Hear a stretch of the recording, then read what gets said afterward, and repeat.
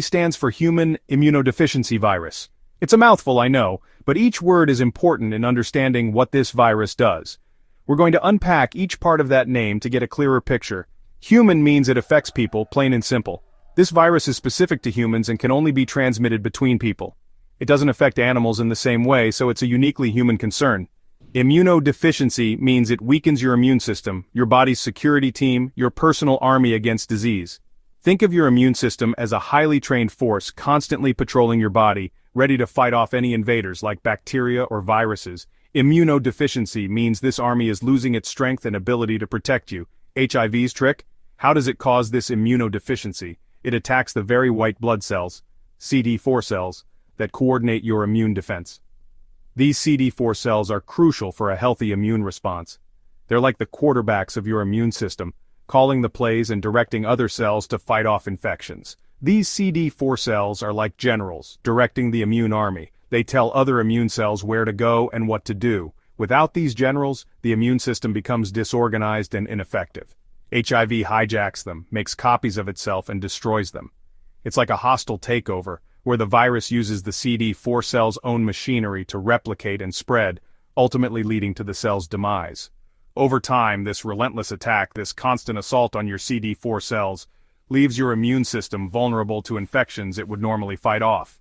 Your body's defenses are weakened, making you susceptible to illnesses that wouldn't normally pose a threat. Early on, you might not feel sick, you might not even know you have HIV, but as CD4 counts drop, your risk for serious infections rises. This is why regular testing is so important, even if you feel perfectly healthy. These are called opportunistic infections. They are infections that they take advantage of a weakened defense. They see an opportunity to thrive because your immune system isn't strong enough to keep them in check. If left untreated, HIV can progress to AIDS, which stands for Acquired Immunodeficiency Syndrome, where the immune system is so damaged, so severely compromised, that life-threatening infections become a real danger. AIDS represents the most advanced stage of HIV infection, but here's the good news: this isn't a death sentence. With modern medicine, HIV can be managed, and progression to AIDS can be prevented. Antiretroviral therapy, or RT, can effectively suppress the virus, allowing people with HIV to live long and healthy lives. Understanding how HIV works is the first step to protecting yourself and others. Knowledge is power, and understanding the virus is crucial for prevention and care. We have the tools to control HIV, we have effective treatments and prevention strategies, which makes knowing how it spreads even more important. Understanding transmission routes is key to preventing new infections. Let's look at how HIV actually gets from one person to another. We'll explore the different ways the virus can be transmitted and how to protect yourself and others. HIV, or the human immunodeficiency virus, doesn't just exist everywhere within the body. It's not like it's floating around in every single cell or fluid. It's actually quite picky about where it chooses to live and replicate. It has specific preferences, targeting certain cells and fluids within the human system. This selectivity is crucial to understanding how HIV is transmitted. Only 5 specific body fluids have been identified as capable of transmitting HIV from one person to another. It's important to be aware of these fluids to understand the routes of transmission. First, there's blood. Second, we have semen and preseminal fluid, also known as precum. Third, rectal fluids. Fourth, vaginal fluids. And fifth, breast milk. These are the only fluids scientifically proven to carry enough of the virus to pose a transmission risk. Now, it's not enough for these fluids to simply exist. For transmission to occur, these fluids must come into direct contact with a mucous membrane, which are the delicate linings of certain body parts, or they must come into contact with damaged tissue, like a cut, sore, or open wound, or the fluid must be injected directly into the bloodstream, bypassing the body's natural defenses. Mucous membranes are essentially soft, moist linings that protect sensitive areas of the body. You can find them, for example, in the vagina, the rectum, the penis, the mouth, and even the eyes. These areas are more vulnerable to infection because of their delicate nature. On the other hand, intact skin acts as a great barrier, preventing the virus from entering the body. HIV simply can't penetrate healthy, unbroken skin. It can't get through unless there's a cut, scrape, sore, or some other kind of break in the skin's surface. It's also important to understand that viral load matters significantly. The higher the concentration of the virus in the blood or other bodily fluids, the higher the risk of transmission. A higher viral load means more virus particles are present, increasing the likelihood of infection upon exposure. Fortunately, antiretroviral therapy or ART can effectively reduce a person's viral load, in some cases to undetectable levels. And here's the real breakthrough, the game-changing information that everyone needs to know. If someone living with HIV consistently maintains an undetectable viral load through effective treatment, they cannot transmit HIV sexually to their partners.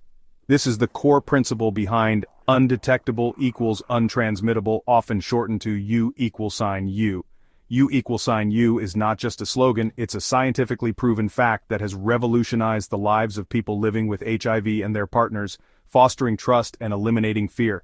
Therefore, knowing precisely which fluids can transmit HIV and understanding the pathways through which transmission can occur is absolutely key to effective prevention strategies. With access to the right treatment and consistent adherence to medication, people living with HIV can not only live full, healthy, and productive lives, but they can also rest assured that they will not pass the virus on to others. That's the incredible power of scientific advancement combined with increased awareness and understanding. The most common way HIV spreads is through unprotected sex. Condoms, external or internal, are highly effective because they block the exchange of infectious fluids. Anal sex carries the highest risk, especially for the receptive partner, due to the delicate rectal lining. Vaginal sex is also a risk, particularly for the receptive partner, but either partner can transmit or acquire HIV. Oral sex is much lower risk but not zero, especially if there are cuts or sores in the mouth. Other STIs can increase HIV risk by causing inflammation or sores. Consistent condom use, regular testing, and treatment to maintain an undetectable viral load create strong protection. Safer sex is about knowledge, not fear. Sharing needles is a direct route for HIV transmission.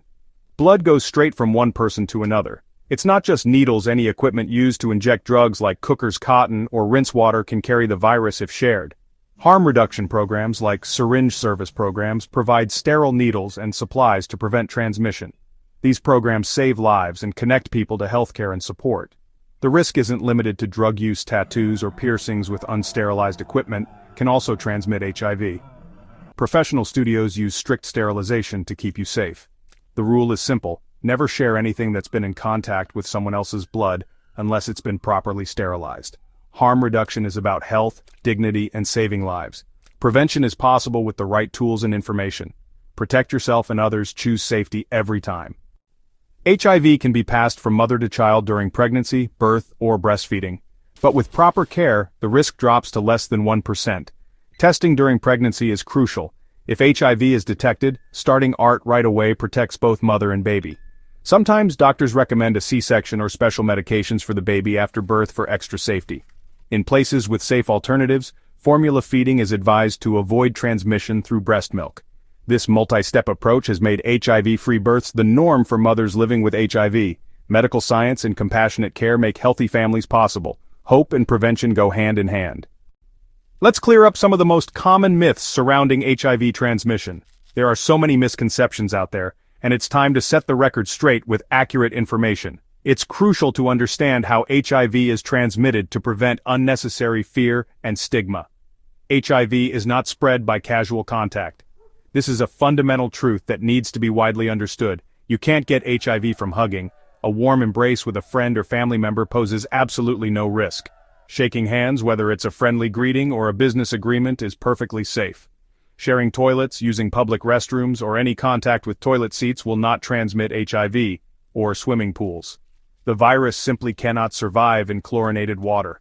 The virus can't survive long outside the body or in the air. It's a fragile virus that requires specific conditions to remain viable. Sharing food, enjoying a meal together is a safe and normal activity. Drinks, even taking a sip from the same glass, carries no risk of HIV transmission. Or utensils? Zero risk.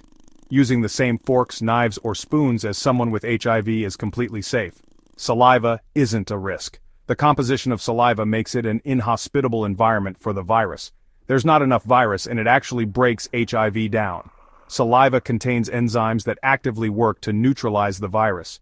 Kissing, even open-mouthed, is extremely low risk, especially if both partners are aware of their status and taking necessary precautions. Unless both people have major mouth sores. Significant bleeding and open wounds would be necessary for any theoretical risk. Mosquitoes? No way, they simply cannot transmit HIV. HIV can't survive or replicate in insects. Mosquitoes digest the virus, rendering it harmless. Sweat and tears don't transmit HIV. These bodily fluids do not contain a sufficient viral load to pose any risk. So sports, participating in athletic activities is perfectly safe, regardless of HIV status. Crying, offering comfort and sharing emotions through tears is a human connection that carries no risk. Or high fives are all safe. These everyday interactions are completely free of risk. Myths fuel stigma and isolation. They create unnecessary fear and distance between people. Facts build understanding and respect. Accurate information is the key to breaking down barriers and fostering empathy. People living with HIV deserve dignity, not fear. They deserve to be treated with the same respect and understanding as anyone else. You can share a home, live together and build a life together without any concern. A meal, enjoy the simple pleasure of sharing food and conversation, or a life with someone with HIV without any risk. Love, support and understanding are what truly matter. Compassion and knowledge are the real protectors. Let's choose understanding over fear and build a more inclusive world for everyone. There are two main types of HIV, HIV-1 and HIV-2. HIV-1 is the most common worldwide and progresses faster if untreated. HIV-2 is rarer, mostly found in West Africa and is less easily transmitted. HIV-2 usually progresses more slowly but can still cause AIDS if untreated. Standard HIV tests detect both types, but treatment can differ. Some drugs work for HIV-1 but not HIV-2. Identifying the type is important for choosing the right medication. HIV-1 is the main global concern, but both types matter for care and prevention. Understanding the difference helps doctors provide the best treatment. Knowledge leads to better health outcomes. You might hear rumors about HIV-3, but it doesn't exist. Sometimes new subtypes or strains of HIV-1 are discovered, but they're still just variations of HIV-1, not a new type. Think of it like different breeds of dogs. They're all still dogs. Our tests and treatments cover the known types, HIV-1 and HIV-2. Claims about a mysterious HIV-3 are misinformation that causes unnecessary fear. The scientific community recognizes only two types. Sticking to facts helps fight stigma and confusion. Trust science, not rumors. So what's the takeaway? Hope and responsibility. The fight against HIV happens in our conversations, clinics, and communities. The keys: talk, test, and treat. Talk openly about sex, relationships, and HIV. Knowledge breaks stigma. Test regularly. Knowing your status empowers you and protects others. Testing is easy, private, and routine. Treat with antiretroviral therapy. Art turns HIV into a manageable condition. Treatment also prevents transmission. U=U. Everyone deserves access to care and support. By talking, testing, and treating, we move closer to ending new HIV transmissions. Together we can build a healthier, stigma-free future.